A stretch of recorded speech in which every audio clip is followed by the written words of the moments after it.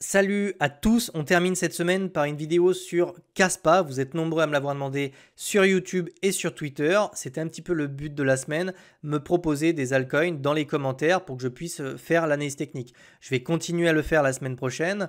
Je vais essayer de trouver du temps pour le faire. Donc si tu as des tokens que tu veux que j'analyse pendant les vacances de Noël, mets-moi tout de suite en commentaire le nom du token que tu veux que je fasse. Pour l'instant, Kaspa est revenu, on en a eu d'autres, il y a Ondo, etc. Donc je fais Kaspa aujourd'hui. L'idée ici dans cette vidéo, c'est de te faire une vidéo que tu vas pouvoir réutiliser dans les prochaines semaines et non pas une vidéo jetable sur des petites unités de temps. Donc là, on va vraiment faire un topo. Si tu as du Kaspa, tu vas peut-être savoir où est-ce que tu vas pouvoir le vendre, qu'est-ce qu'il faut faire. Si tu n'en as pas, où est-ce que tu peux te positionner sur Kaspa. On va regarder un petit peu le sentiment de marché, qu'est-ce qui se passe d'un point de vue structurel, quelles sont les dynamiques qui sont en train de s'exercer sur Kaspa. Donc c'est une vidéo qui va durer une dizaine de minutes. On va parcourir tout ça. Mais juste avant de commencer cette analyse technique, je vais rapidement te parler de BitLearn parce qu'il y a une promotion de 40% pour les fêtes de Noël jusqu'au 25. C'est quoi BitLearn? C'est un projet que j'ai fondé sur lequel on a un Discord privé dans lequel j'anime des lives et tu as tout un parcours académique qui te permet en fait de te former à l'analyse technique. Donc ici sur formation, tu peux déjà aller sur le site, hein, il y a le lien en description. Tu vas directement cliquer sur les petits boutons et tu auras tout le parcours en fait sous forme de formation, de vidéos, etc. Alors tu as des vidéos qui sont gratuites, hein, ça veut dire que tu n'as pas besoin de t'inscrire sur le site, tu vas là-dedans, tu cliques sur formation et tu peux déjà en fait cliquer sur le contenu, par exemple les bases ici, et tu pourras déjà regarder une partie du contenu, d'accord? Donc il n'y a pas de problème, si tu veux tester la plateforme, tu peux déjà le faire. Tu as un bloc sur l'économie, un gros bloc sur l'analyse technique.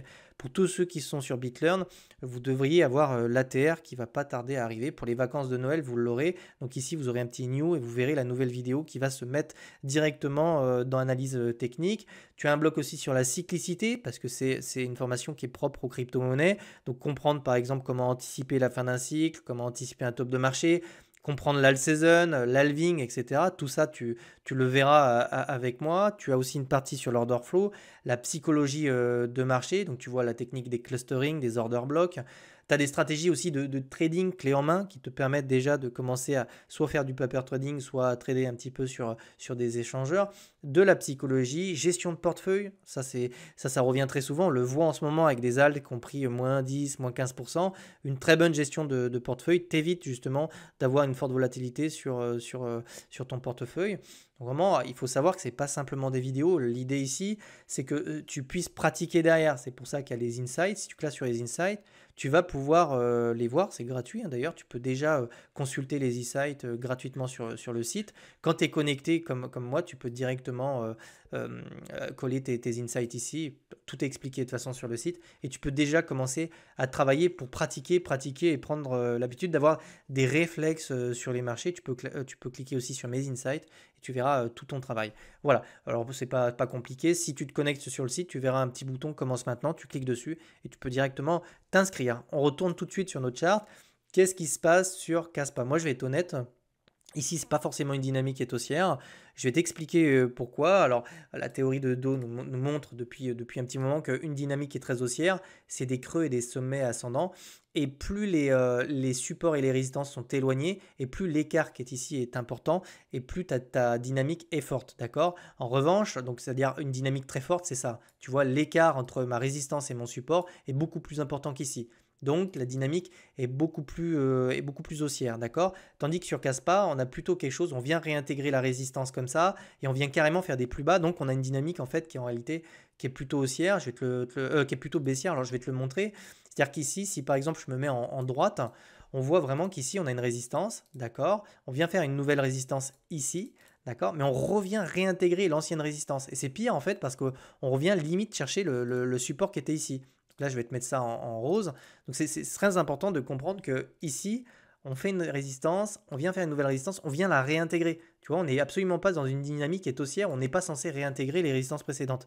Donc, à partir d'ici, on avait une dynamique ici qui était plutôt baissière, d'accord? Carrément, on est très très proche du range en fait, en réalité, parce que là, on revient chercher le bas. On a du mal, on revient péniblement à rechercher une nouvelle résistance, donc c'est-à-dire un point plus haut, mais l'écart entre les résistances, je vais te montrer ça avec une flèche pour te le montrer, diminue en fait. Tu vois qu'ici, on a un écart. Donc, pour tous ceux qui sont sur BitLearn, c'est un concept qui doit vous parler. Et ici, l'écart se réduit encore. Donc, on a vraiment une volatilité qui se réduit, une dynamique qui se plie comme ça. Et donc ça me fait quand même penser quand même à une dynamique qui est un peu baissière. Là, pareil, on revient chercher péniblement une résistance, on revient chercher le support qui est ici. Donc là, on est carrément en fait rentré dans un nouveau, une nouvelle pattern. En fait, c'est quasiment du range en fait, d'accord. Pourquoi le range? Parce qu'on vient quand même défendre le niveau qui est ici. On ne l'a pas réellement cassé. On est vraiment, on aurait pu vraiment revenir le casser. On aurait été sur une dynamique qui est haussière. Mais pour le moment, on semble essayer de maintenir ce niveau-là. Donc ça me fait quand même vachement penser à un range. Donc on peut déjà en fait, en réalité, commencer à le tracer. Ok, donc Kaspa n'est pas le token qui a le plus gros momentum sur le marché, je préfère te le dire. Peut-être que d'un point de vue spéculatif, et j'ai mis une alarme, je vais te montrer pourquoi, on peut avoir des choses intéressantes. Mais pour du spot, j'ai l'impression quand même qu'on peut trouver un petit peu mieux sur le marché. Donc vraiment là, on est vraiment dans ce type de pattern. On est dans un énorme range. On vient chercher le bas, le haut, le haut, le bas, le bas, le haut. On est clairement coincé à l'intérieur. Voilà, donc c'est pas ce qui nous intéresse le plus. Nous, on veut vraiment rentrer sur des dynamiques qui sont très haussières, comme suit par exemple. D'accord? Donc pour le moment, qu'est-ce qui se passe ici? Tu l'as compris, on revient chercher le bas du range. Donc ici, c'est toujours des opportunités de prendre des positions en longue à condition d'avoir tes validations, c'est-à-dire des structures, du momentum, etc. Ok. Idéalement, on aimerait carrément prendre une position sous la droite de support, un petit peu comme ici sur une mèche, tu vois. Donc, on va rentrer dans le détail. Il y a des choses qui sont positives sur Kaspa. Je ne défonce pas le token, ça me fait pas plaisir de te dire qu'on on a carrément, enfin, même pour te le dire, ici on fait une résistance plus haute, plus haute, plus haute. On fait carrément une résistance qui est plus basse que la précédente. Donc, en fait, en réalité, on pourrait même se demander si on n'est pas sur une dynamique maintenant qui est plutôt baissière, d'accord? Donc moi, ce qui va m'intéresser, parce qu'on va avoir un rebond technique ici, c'est de savoir si on va retrouver le momentum pour revenir chercher le haut du range pour s'en échapper. Ça c'est plutôt ce que je vais regarder. Mais si par contre on commence à avoir quelque chose un petit peu comme ça, alors moi je vais m'attendre à ce qu'on revienne chercher des targets qui sont beaucoup plus basses. Ok, et c'est ça qu'on va regarder ensuite sur cette AT. Donc pour ça, on va descendre dans les unités de temps parce qu'on est sur du weekly là. Et on va regarder un petit peu ce qui se passe. Donc, c'est normal en fait qu'à l'approche en fait du bas du range, on commence à retrouver du momentum. Déjà parce qu'à mon avis, on est au moins dans une zone Fibo de. Alors, on a même cassé les 61,8, 78,6. Bon, on est encore dedans en fait en réalité. On est vraiment sur le bas du 78,6. On commence à avoir une doji, une bougie de retournement.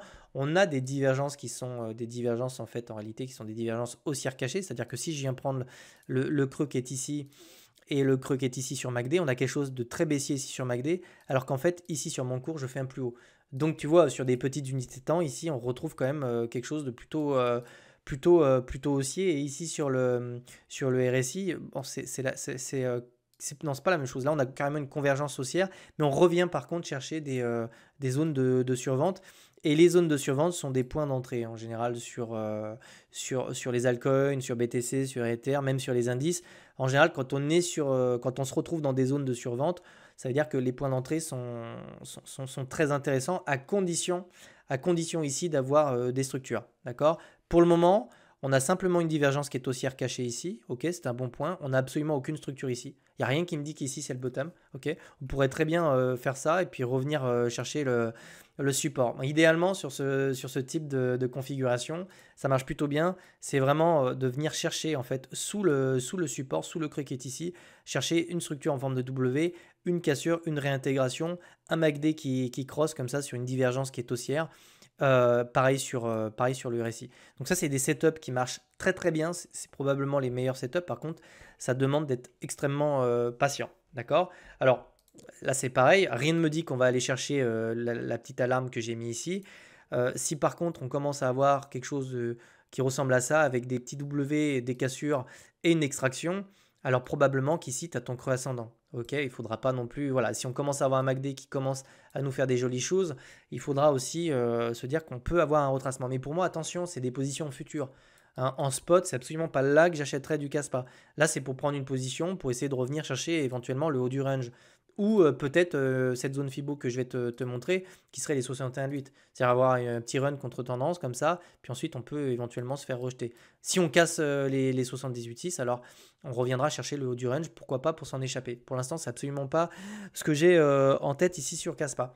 En revanche, si tu veux recharger du Caspa, c'est absolument pas sur ces niveaux-là qu'il faut le faire. Évidemment, t'es trop proche d'un gros support qui peut casser et je veux pas te faire peur ou quoi que ce soit, mais si on casse ce support, il n'y a absolument plus rien jusqu'ici en fait. Hein, d'accord. Donc en fait, si par exemple on fait un truc comme ça et qu'on revient chercher, qu'on se fait rejeter sur une dynamique baissière avec 3 sommets descendants, alors ce qui nous attend, c'est directement les 5 centimes. Ok. Et c'est là que ça deviendrait intéressant à condition après d'avoir des structures. Alors je vais prendre mon Fibo, on va regarder un petit peu tout ça.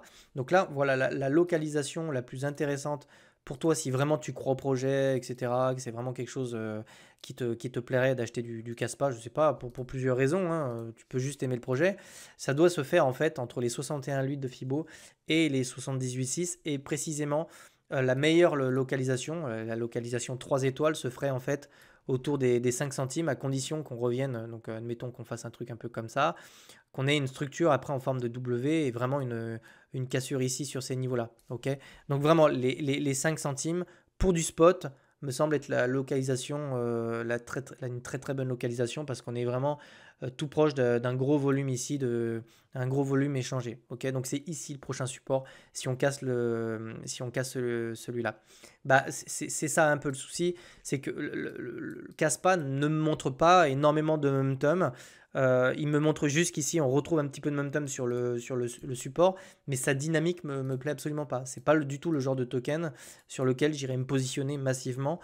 Éventuellement, je te dis en futur pour essayer éventuellement de prendre des petites positions comme ça pour essayer d'avoir des petites variations de prix, mais pour le moment, tant qu'on ne revient pas. Alors, le scénario boule de chez Boule, ce serait ok, on fait un creux, on essaie de reprendre une traîne comme ça, on revient chercher les niveaux qui se situent autour des 18 centimes, pullback dessus, ok, on vient chercher, là, il n'y a pas de problème, on a une continuation haussière, c'est parfait, ok.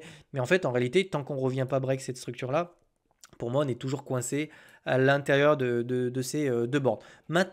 Maintenant, si toutefois on devait faire quelque chose de très haussier, parce que je ne connais pas trop le projet, peut-être qu'il y a énormément de trucs qui vont arriver, et peut-être qu'ici c'est juste un piège, on pourrait déjà simplement reprendre ces niveaux-là et regarder un petit peu où ça nous emmènerait, mais dans un premier temps, si vraiment on revient casser le haut de ce range ici, autour donc des 19 centimes, ça nous ramènerait directement à venir chercher en fait les 1,61 de Fibonacci et ce serait les 27 centimes sur Caspa et ce serait un objectif en fait un objectif censé réaliste, tu vois, je suis pas là pour te vendre de l'opium ou quoi que ce soit. Les 1,27,2 en général on s'y arrête pas, on vient directement chercher les 1,61,8 et si vraiment je sais pas les mecs te sortent je sais pas une nouvelle technologie où il y a un FOMO sur Caspa, je sais pas c'est nouveau Ethereum ou je sais pas trop quoi, on pourrait venir chercher les 2,61,8 autour des 38 centimes. Ok, j'ai du mal à l'envisager, mais sur un marché très parabolique, etc., c'est quelque chose de largement possible. Encore une fois, hein, ce qu'on peut voir ici, on pourrait considérer ça même comme de la consolidation. Hein. L'objectif ici, si on revient chercher le support et qu'on ne le casse pas, et que c'est pas un jeu de mots en plus, qu'on le casse pas, on peut revenir à ce niveau-là. Et dans ces cas-là, oui, effectivement, on aurait vraiment une structure en forme de.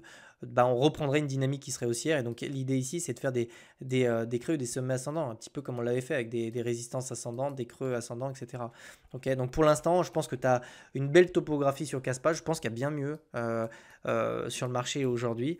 Je pense que ça fait quand même un moment qu'on est en range depuis le 17 novembre 2023. Donc, tu vois, c'est un token quand même. Ça fait plus d'un an qu'il est aussi entre ces deux bornes. Je trouve qu'il n'a pas un gros momentum. Mais maintenant, tu connais les localisations. Pour de l'achat long terme, ça se fait à 5 centimes. Pour de l'achat court terme, ça se fera sur le bas du range autour des 10 centimes. D'accord. Et éventuellement, si tu peux le choper à 8 centimes pour un rebond, c'est une très bonne opportunité. Tant qu'on ne revient pas casser les 19 centimes, on est coincé dans cet énorme pattern dans cet énorme range finalement, d'accord. Attention juste à cette petite résistance qui me semble plus bas que la précédente et qui peut m'indiquer ici qu'on est peut-être sur quelque chose de baissier. Alors tant qu'on maintient ce creux, ça va, Mais nous, ce qu'on veut pas voir, c'est un nouveau creux plus bas. Ok. Voilà, je pense qu'on a vraiment fait le tour sur Caspa. N'hésite pas à me dire ce que t'en penses, toi, d'ailleurs, au passage. Si tu veux que j'analyse d'autres tokens, dis-le moi dans les commentaires. Et puis, et aussi une dernière chose que je vois aussi sur le RSI en weekly, si on revient chercher des zones de survente ici et qu'on commence à avoir peut-être, pourquoi pas, quelque chose d'un petit peu baissier ici, c'est-à-dire qu'on revient chercher sous support, on aurait en fait une divergence qui serait haussière sur MACD et on reviendrait chercher des zones de survente sur le RSI. Alors on aurait plusieurs raisons ici d'essayer de prendre des positions en fait sous support. Ouais, je te le dis parce que je le vois là. Je te souhaite de passer une excellente journée, des très bonnes fêtes de Noël et si tu veux nous rejoindre sur BitLearn, tu seras le bienvenu parmi nous. Ciao ciao, bon week-end.